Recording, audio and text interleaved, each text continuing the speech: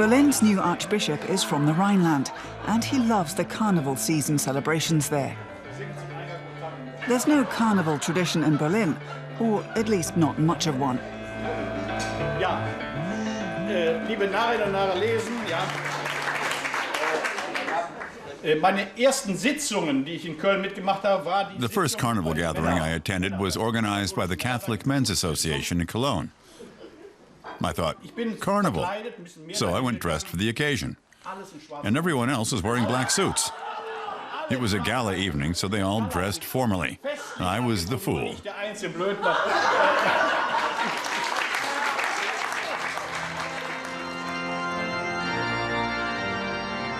Heiner Koch has been Archbishop of Berlin since September 2015.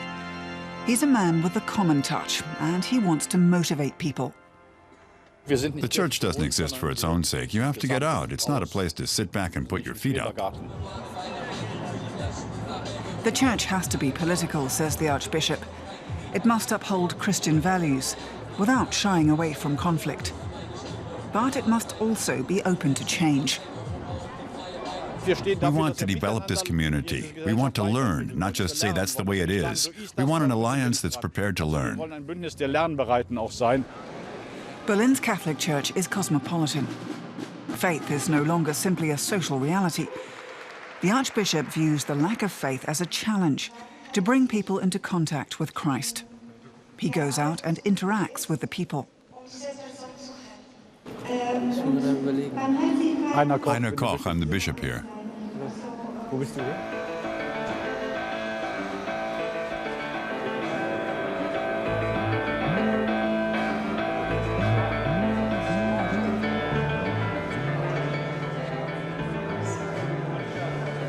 Darf ich um eine Augenblick Aufmerksamkeit bitten? Wir ziehen jetzt die Prozession außenrum, jeweils zu viert. Ich bitte alle Priester, sich jeweils zu viert aufzustellen. Das Domkapitel geht bitte unmittelbar.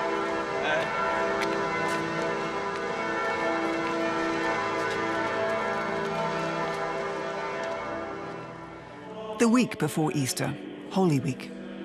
Traditionally, this is when the bishop blesses the oils that will be used throughout his diocese in the coming year. It's the first time Heiner Koch is celebrating this important Mass with his priests in Berlin's St. Hedwig's Cathedral.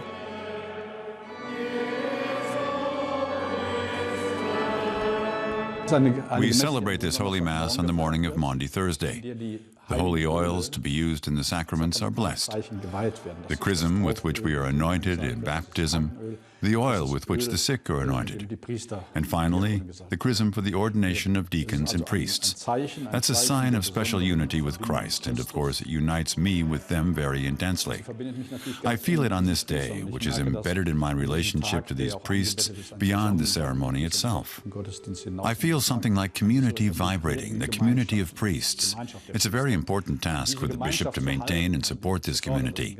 On this day we experience our shared life, but it's also a sign, something that supports us throughout the year. In its surface area, the Berlin diocese is the second largest in Germany and is served by some 200 priests. Each of them was anointed with chrism like this when he was ordained. Everyone able to come to Berlin is here to commemorate their ordination. For most of them, this is their first opportunity to meet the new Archbishop. He was anointed with the oil of gladness above his fellows.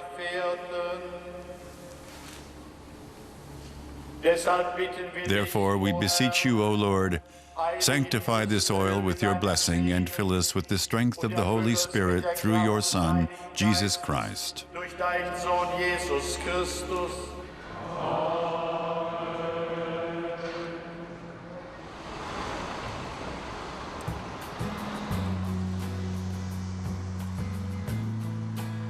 The Archbishop can't be satisfied with the situation of his church in Berlin. He grew up in the Rhineland, where nearly everybody was Catholic. Here, in the diaspora, the church has only 330,000 members, in a city of 3.5 million.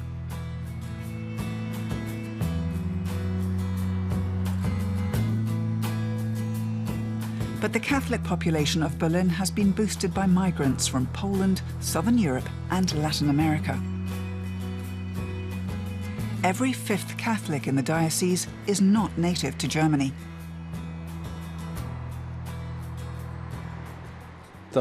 Since we're a minority, and very much so in Brandenburg and Vorpommern, we have to support and stabilize the Catholics who are there, people who are committed to the Church and see that they communicate with each other. Nobody can survive on their own. And a person who is isolated abandons the community sooner or later, and also the faith. So unity and support are important. And the second factor linked to that, we have to go out into the world, to the people who don't know the faith. The island of Rugen on the Baltic coast lies in the northernmost reaches of his diocese. The Archbishop visits the tiny Catholic community. The shortage of priests has meant he's had to merge parishes. In some areas, there are so few Catholics he could greet each of them personally. It's like in the Gospels. Jesus had a small community of 12 or so, and they went out. And that's what it's like here. Less than 5% of the population is Catholic. Not believing is well established in former communist East Germany. Most people are used to a life without God. It affects me a lot. On the one hand, and most of all, the large number of people who don't have any relationship to faith. Just recently, a journalist said to me, "Bishop, I have never rejected the faith or God. God was never an issue." Most of the people here can't be consciously atheist because they don't know what they're rejecting.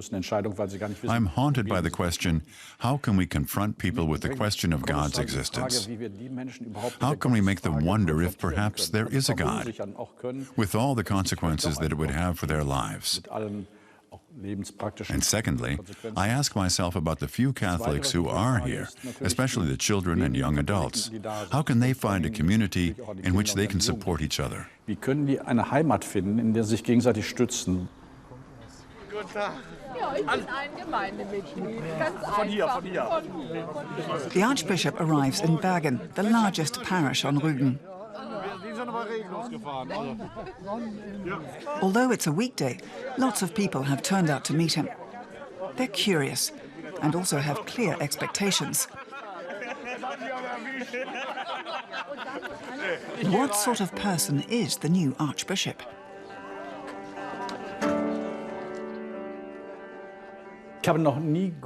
I never fundamentally doubted God's existence. I never posed the question, is there a God or isn't there? The existential dilemma arose when, shortly before I finished school, my brother-in-law died. My sister is 13 years older than I am. Her husband died of cancer. He had a painful death, left 2 children and a wife, my sister. That really distressed the family, affected us existentially, and also raised a number of questions in my mind. What do you want with your life?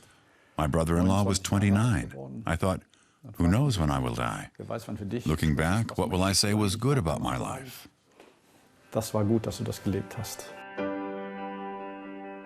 There are many points on which I have some big questions, which God really has to answer when I die.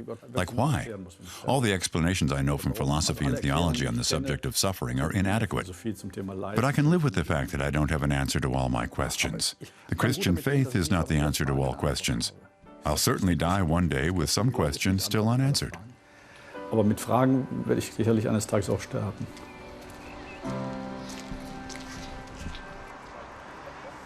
This tension is typical of Heiner Koch, the tension between doubt and trust in God, between the seriousness of everyday life and humor, a bishop who's close to the people. Frankly, I like telling a joke now and then. Men and women are always good. For example, at the gates of heaven, there are 2 entrances for men. One is for men who have been bossed around by their wives. The second is for men who haven't been bossed around by their wives. In front of the first entrance, the line stretches for kilometers. In front of the other entrance, there's just one man. St. Peter goes up to him and says, So you haven't been bossed around by your wife? The man replies, "Sure I have, but my wife said this is where I have to stand."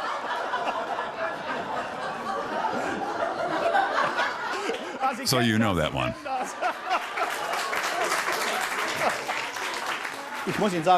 I have to tell you, I really enjoy Carnival. But I don't mind when it isn't celebrated. I like celebrating Carnival in Cologne and Düsseldorf. But I think it would be a pity if we were here together in Berlin and didn't make each other laugh. So thank you very much for your attention.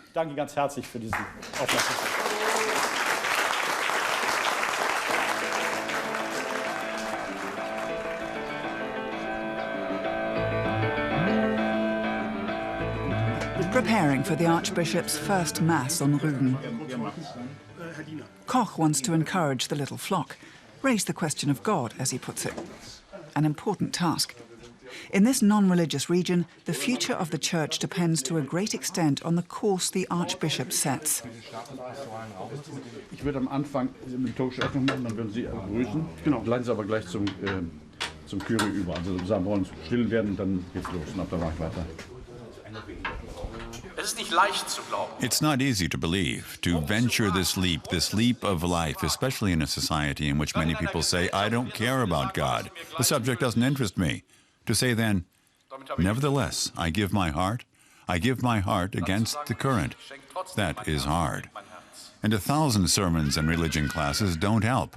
But if I don't risk that leap, I will never experience God catching me and holding me.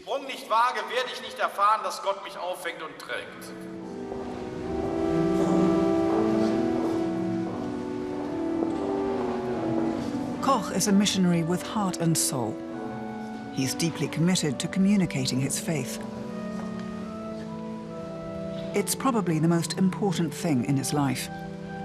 Instead of being discouraged by the lack of interest of the many, he's enthusiastic about the curiosity of the few. Believers here are committed Christians, he says.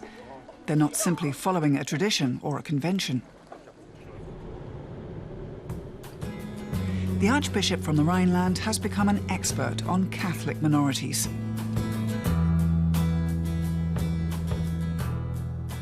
The number of people who take God seriously, who take the faith seriously and struggle with it, is much higher here in Eastern Germany. The percentage of Christians, I mean. The people here have paid a high price for their faith and their spirituality over the years.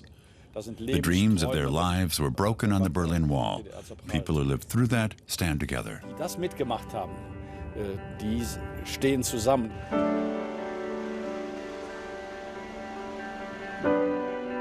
Dann hat sich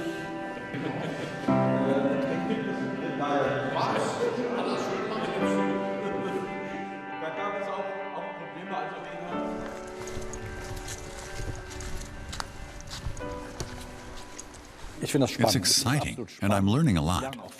This is not a one-way street.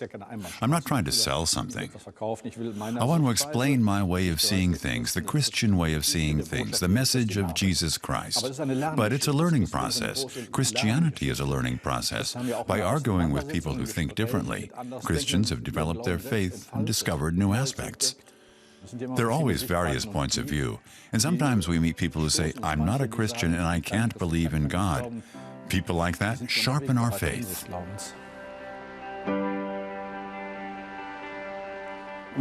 Take the large number of refugees coming to us, many of whom are Muslims.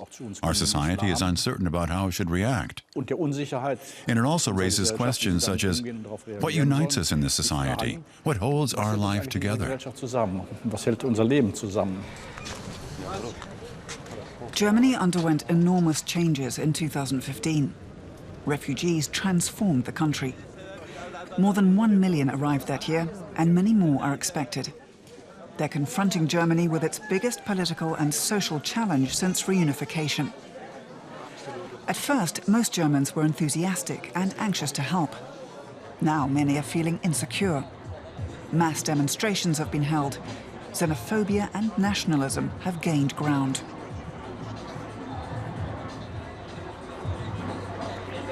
In Berlin, right-wing extremists have held protests against the government's refugee policy. Archbishop Koch has lent his support to the counter-demonstrations. He says Christians have a special responsibility. Our challenge is to get involved in this debate about values. It's a very exciting situation for us as a church. What values unite us? Why? And what are they based on? Suddenly, we're in demand as a dialogue partner. Heiner Koch is happy to speak up. He believes that living as a Christian means getting involved. He says we now have to learn how to live in a pluralistic society with various religions. Integrating the refugees will challenge Germany for years to come. How should we integrate them into German society? The Archbishop points out that the core of the Christian faith is compassion. Our treatment of the refugees will be a litmus test of the Church's authenticity. Of course, we have a duty to do as much as we can. We're already doing a lot through the Church's welfare organizations, schools, and welcoming courses. We're doing it at reception centers and residences. But the most important thing we can contribute as Christians is heart, a heart for the individual families and for individuals. I don't think integration will work without making families feel at home. The Catholic Church in Berlin has an integrating function. We live in this reality. It makes us diverse, makes us flexible, it transforms the Church. We're strongly in favor of a similar integrating and transforming process outside of the Church, with other religions, communities, and with everybody. It's crucial, and we know that this process will transform society and the Church.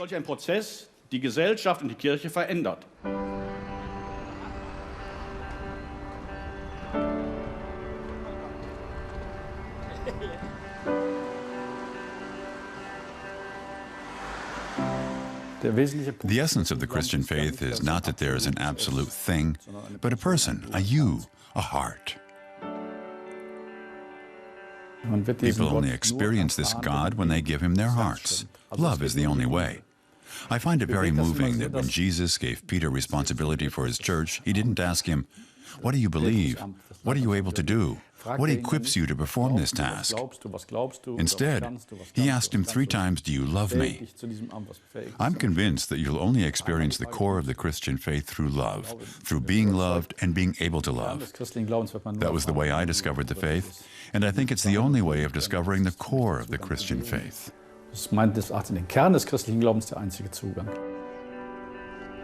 Heiner Koch holds a doctorate in theology, but he's no ivory tower academic.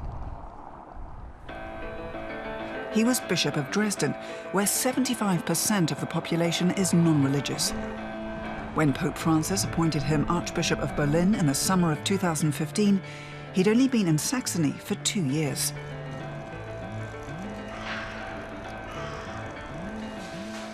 Koch had become fond of Dresden and was sad to leave.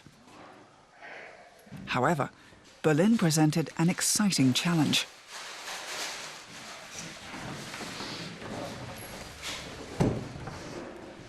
Although he hails from Western Germany, the 61-year-old Rhinelander was warmly welcomed in Saxony.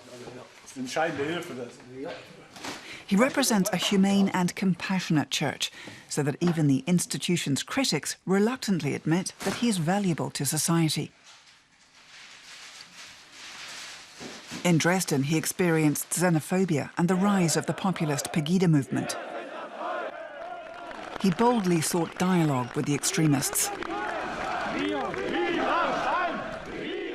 If there was one thing I sensed in the demonstrations, it was a deep concern, a longing that the refugees also have, the longing for a home, to belong somewhere. So I appeal to you to understand the members of Pegida and some political parties. Many of them are terrified. Their fears are profound. And as a church, we also have to address their fears. Home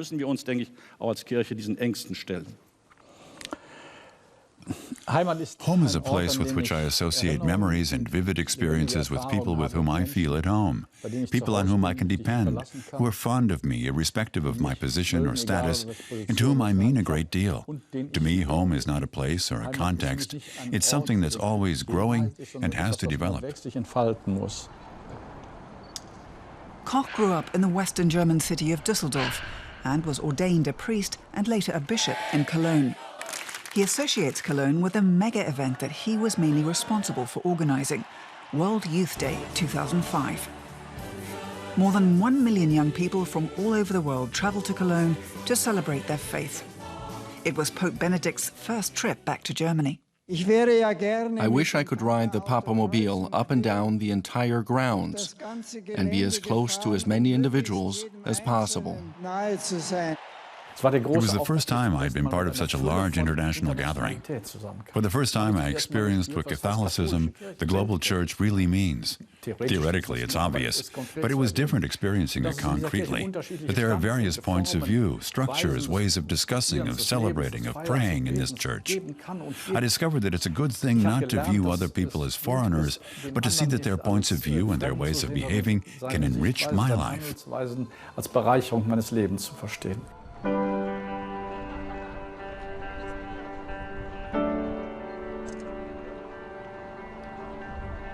To me as a bishop, one of the most beautiful images is the image of God as a shepherd, someone who takes care of the sheep, who looks after them, who protects them, doesn't leave them alone, isn't only interested in selling them as meat.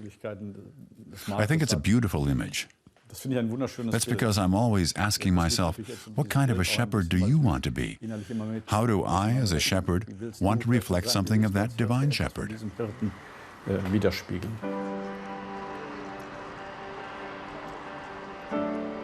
German Catholicism is probably nowhere more marginalized than in Berlin, although 10% of the residents are nominally Catholic. Koch has ambitious plans for his relatively poor diocese, a church that doesn't only serve its own members, but the whole of society.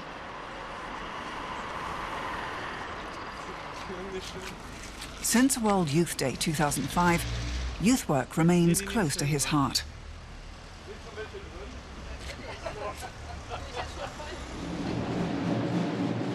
During preparations for the next World Youth Day, he meets hundreds of young adults from multicultural parishes in Berlin.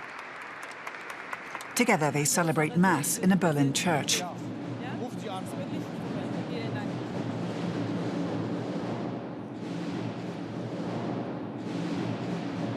In a city in which more and more people say that faith no longer plays any role in their lives, he uses every opportunity to proclaim its relevance. This is the kickoff, the first gathering of young people who will be going to Krakow for World Youth Day this summer. These are the young people of Berlin, and I think it's a good number who want to make the trip.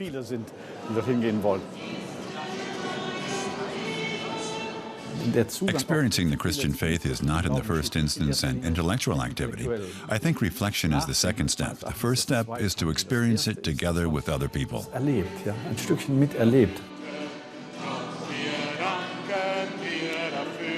To have influence, the church doesn't need to be rich and powerful, says Koch. What it takes is imagination and creativity. Every day his priests experience how German society is changing. Keeping the faith alive in this hectic world is the Archbishop's main concern.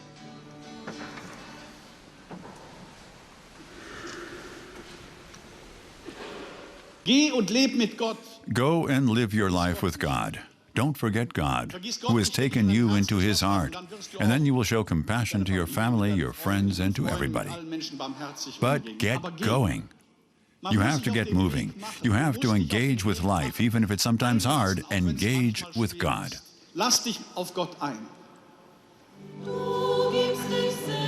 Koch has high hopes for the younger generation, to trigger a renaissance of the faith in Berlin. He calls this communicating the fire of faith.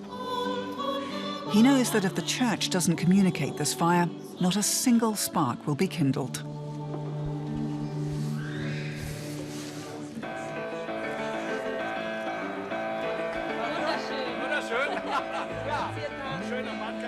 Berlin's new Catholic Archbishop already feels at home in his diocese.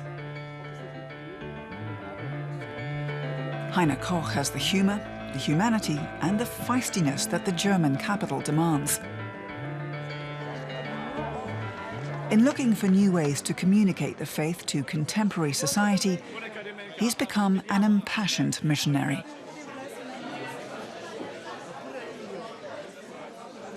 I know the word missionary is ambivalent. It suggests a takeover.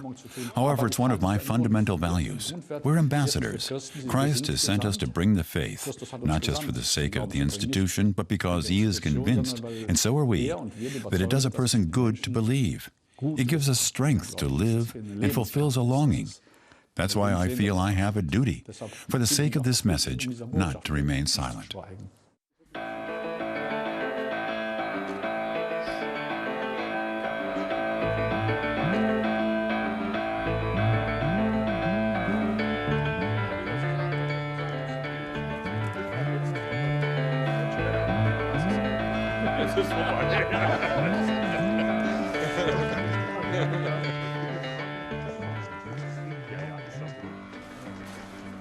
In Köln nennt man das Prinzenführer.